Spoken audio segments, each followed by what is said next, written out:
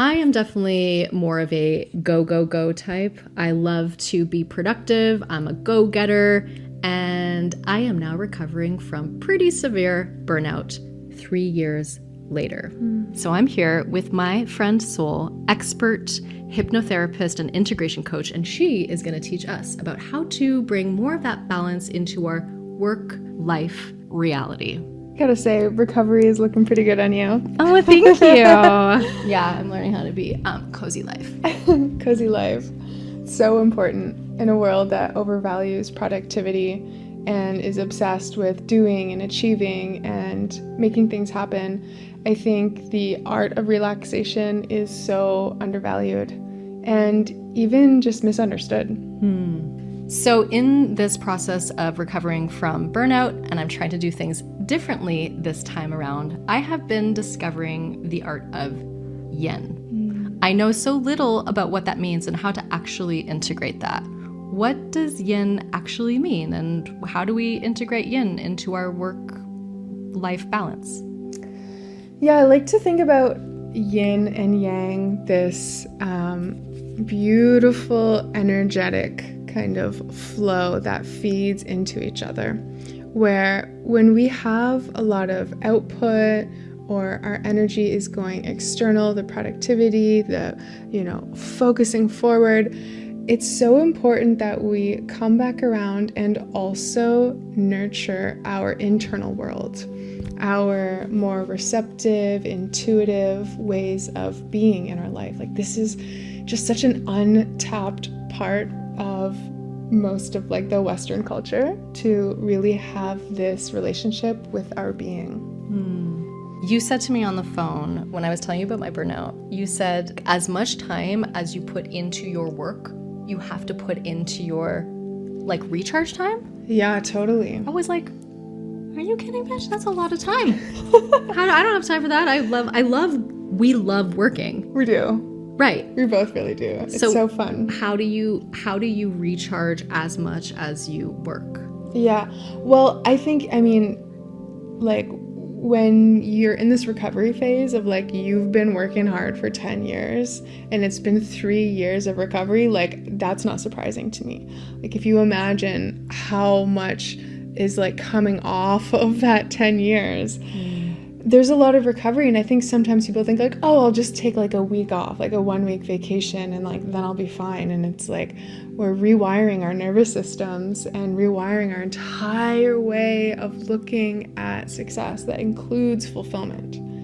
And so, it might not be just enough to have 1 evening of relaxation off per week. It's there's different ways of looking at it. If you like to chunk your time like I do and go really into focusing on creating and then be really receptive and open and relaxed, it can be across a week or across a month looking at the cycle. Sometimes it can be really great to look at how our energy levels are throughout our cycle. So when you really consider going into your rest and rejuvenation, as much as you feed yourself in that way, it will feed into your output as well. That's very true, because if you're burnt out, it's really hard to get shit done. So when you say it could look different, right, depending on your schedule or how you like to chunk things, as you said. So do you make sure to integrate self-care practices or more of these yin practices into every day of your life, or is it a weekly thing? How do you, again, for people who enjoy being productive, which there's nothing wrong with that, we love that, how do you make sure that you, do you have to put that in your schedule, or do you just make that a part of your daily habits? How does that work for you? Yeah, I would say that I have things on the daily that I do, and then, cyclically throughout the month, and, even taking time, as much as time. Sometimes I take all of August off with no technology, and love that. It's amazing. It's so great. I used to do things I wouldn't talk on Sundays. I did a little experiment and just kind of be a little bit more internal. I love that too. So it's fun to experiment, but on a day-to-day basis, it's really important for me to recharge. And one of the main things, speaking of technology, I think that is something that when people think that they're resting and they're like maybe watching movies or on the phone and stuff, it's like not fully getting to rejuvenating rest. And I think that's really, really important to like have full presence. Even if it's like 20 minutes of full presence could be actually more like rejuvenating than 2 hours laying on the couch watching a movie. Okay, what does that actually look like in terms of practice? Because for someone like myself, I truly don't even know what to do. When people are like, I'm taking a self-care day, I'm like, what does that entail? So when you say, because a lot of us think of watching movies or a show at the end of the day, we're definitely decompressing, we're definitely shutting off a part of our brains, which is really nice, more passive, right?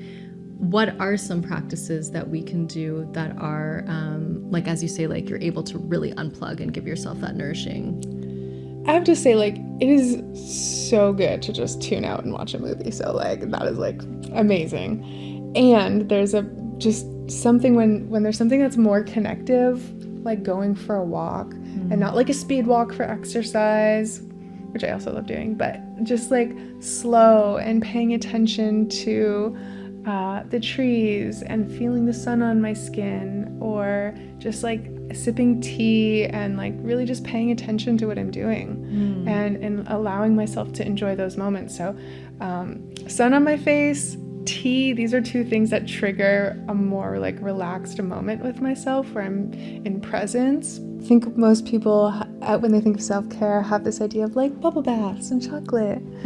And I mean, that's wonderful. I love a good bubble bath and I love chocolate. And it's not always, it doesn't have to be such a special, important thing like, oh, it has to be this extravagant like bubble bath thing. I mean, that's beautiful. But even just taking 20 minutes to get outside and put your bare feet on the ground and let the sun hit your cheeks. And like, which cheeks are we talking about? I immediately thought of my ass being in the sun because that's really nice. It is really nice. It feels really good. Highly recommend. Oh my gosh, I was doing also that yoni sunning. It's a vibe. Definitely. That's another video for another time. But seriously, very rejuvenating. It really is. Talk about yin practices. That area never gets sun. Okay, I'm done talking about yoni sunning. But seriously, it's like dark, cavernous, very beautiful area. Highly recommend visiting. Great practice. Time. So yeah. We'll just start right there. Yeah. What do you do? How do you like to connect? Ooh, connect like with yourself, to unwind, relax. I love analog reading, like turning pages, touching pages. Yeah. Getting technology, putting that away.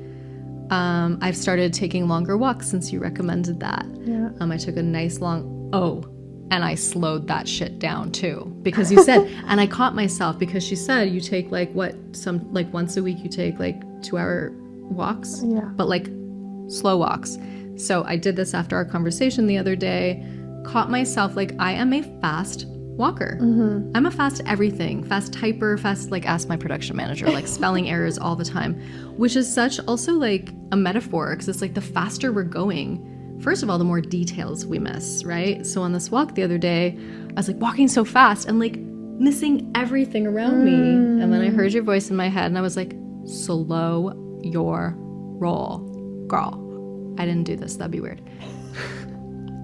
But I love that for you. I slowed down and then I was like, look at the moss. It's so pretty. I'm serious. Then I started filming because I love it. But you slow down and you notice. I think that matters because even if you achieve and succeed and go ahead and like create all of these things that you are striving towards, if you don't have the practice of enjoying, what is the point?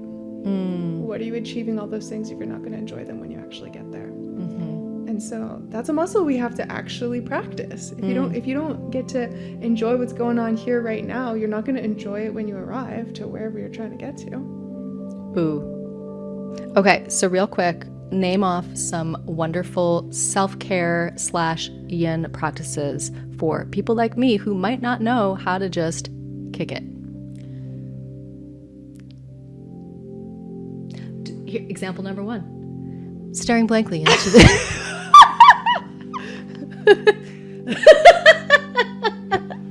She's really good at this. Put on a cozy robe. I highly recommend snuggling with a friend. This is one of my new favorite practices, consensually.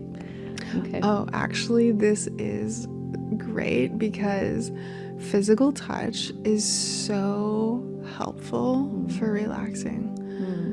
I started with some friends last year doing these like really sweet platonic cuddle puddles where we would just get together, and there's even a way we would like weave our bodies and our head on the belly and then like legs weaved, and it's so nourishing for the nervous system to like co-regulate and relax in this way. Are you enjoying me holding you like this? Yeah. Okay. Do you feel like you need to exert any kind of boundaries This is with great. me? Okay. I love it. So aside from like self-care things, like taking even just 5 minutes to meditate or journal, I mean, my practice every morning is definitely journaling. That helps me to connect with myself, to develop greater self-awareness, to feel connected, and just, yeah, blah, blah, blah, blah, blah, blah. Blah, blah, blah, blah, blah, blah, blah. Do you need to get in on this hood? It's really hot in these robes, so we're not thinking clearly. It's so hot. It's really hot. But it's cozy and yin as fuck. When we talk about redefining success, it's really important to look at success and fulfillment, because what is all of the success for if we don't actually get to enjoy it? Or achieving all of these goals if there's no one to celebrate with and we don't actually feel the connection in what we're doing? So fulfillment can really only come when we're able to hold it. And holding it is a muscle. It's something we have to train. And so boundaries are kind of like this container, right? And when you have a container, boundaries are like a way of holding. Rather than like trying to keep things out, trying to keep someone out, it's a way that you can actually hold something in. It's a way of containing. And when I think about boundaries, I think about the rules of engagement of what I'm available for when it comes to this particular container. And that's what allows it to be filled. So if I have clear boundaries and I'm allowing myself to be filled and receive life, receive relaxation, be in that receptive yin state, and allow myself to receive what I'm actually giving, like be in the input, and then feel what is happening in your life, whether it's sitting down and feeling the sun on your cheeks or being fully present with another person, being in your heart, being with little pets or babies, or what, you know, like sometimes I feel more present with little babies. It's like, it seems to be a lot easier. But when we're really present with what we're receiving in our lives, this is when we actually get to experience the fulfillment. This ripples out more than our own personal satisfaction. This isn't just like, oh, I just want to be so luxurious on the bed all day. Like, yeah, I do want that for sure. But like when we're actually fulfilled and our cups are overflowing, we're resourced, and we have a generative relationship with ourselves, that translates into our relationships. And then that translates into our greater community when more people have this definition of success that includes fulfillment, and we're in balance with our yin and our yang energies, and we're starting to move at the pace of our own nature. We're naturally going to harmonize with the greater home of nature that we live with every day. So this being in this flow of being connected to what we need and then giving from that place of being fulfilled and overflowing just puts us in greater harmony with nature. I love that. And that is what we so direly need. And even in creating this show, Daddi Nature, again, finding myself going for this, greater purpose of, helping to protect our planet and inspire people, realizing that I was doing that from an empty cup. Like, really, I don't even know how I was doing that, like running on fumes, really. So I'm really starting to learn what it is that you're saying, like really feeling the difference between like when I'm resourced, when I'm taking care of myself, when I'm doing these self-care yin practices, I'm just a happier person. When I sleep properly, oh my God, night and day. And on the bigger level, as you're saying, our planet is currently being run on speed culture. And speed culture, bigger, faster, more, better. This culture is what is essentially destroying our planet and our ability to thrive and stay alive, right? So this slowing down on a personal level not only serves self, but also in the end does serve those all around us. And so the essence of yin being the more feminine, the more receptive, the slowing down, the more gentle, this is truly what is needed to transform our planet at this time. And it starts with each one of us. So get yourself a cozy. Get your robes. Get yourself a cuddly, whether it's a rabbit or a cat or a pig or a cow or a human. Or a beach. A beach. I always feel like I'm being hugged by the sand when I'm in go hug a beach. Go hug a beach. I love that. Guys, if you enjoyed this, we really want you to, we invite you to hit that subscribe button because it's real. That's like legitimately really supportive to what we're doing here. Guys, if you have self-care practices that you really love and you want to recommend, please share them in the comment section. I'm going to read that shit because I'm learning this. Like, I really don't know what I'm doing yet. Soul's teaching me how to do, this yin life. And we want to hear from you. Let us know. Love you. She's so yin. She's just so in her yin. It's really hot in these robes. This was cozy. This was really cozy.